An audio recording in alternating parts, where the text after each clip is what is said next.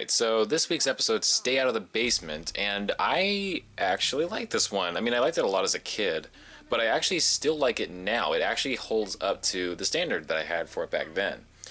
Basically, it's about these two kids, and Margaret and Casey, and their father's been acting really weird ever since he lost his job, and he's getting specifically protective of the basement. I'm not like scripting this review because honestly I don't want to spoil much of it. I'm just going to recommend that you go out and check it out. I don't want to go through, it doesn't do much good to go through the episode bit by bit and explain it to you, because then like you don't really, I've basically spoiled it for you. You don't really need to go watch it. So I'm just going to kind of touch on the things that I like about it, and then I've got a link to it in the description, in the little treasure box down there. Or off to the side, and you can check it out for yourself. But and hopefully you feel the same way. If you don't, I'd like to hear your thoughts on it. But personally, one of my favorite things about this is that it's actually got some decent acting. I'm not going to say it's fantastic. It's not great. What it is that it's good for kids show standards. There's no silly overacting. You hear lines being delivered and you believe them. You believe facial expressions. It's kind of the bare minimum. Well, it's just at the bare minimum of believable, good kid show level of acting. Another thing that I really like about it is that, normally in these Goosebump things, you're going to see a pattern. You're going to see that the antagonist is always, a monster or an alien or a ghost or, some kind of specter, ghost, or ghoul. But in Stay Out of the Basement, the antagonist is your father. And, parents are supposed to be your saviors when you're a kid. There are protectors who come to save us when we do something that we're not supposed to. And the idea of that person being the person that you can't trust is unsettling, and it's effective.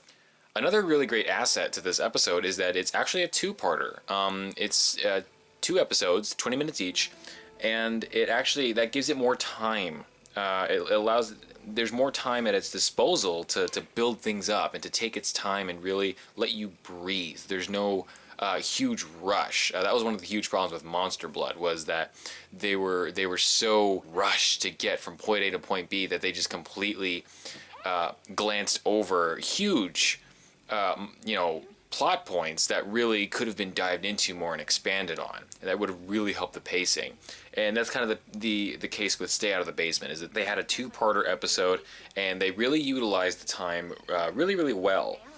But if you know me at all, you know that I have to point out something wrong with this. And all I'm going to say is that plants need 2 things to grow. They need oxygen and they need sunlight.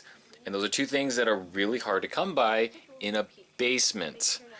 But anyway, I don't want to talk too much about this. I don't want to talk it to death, because I really want you to, honestly, I want you to take some time, check it out. It's honestly one of the very few good, decent, actually, episodes that we'll come across during this countdown. Check this out. Honestly, I recommend giving it a watch. It's not going to blow you away or anything, but I mean, by kids show standards, it holds your attention.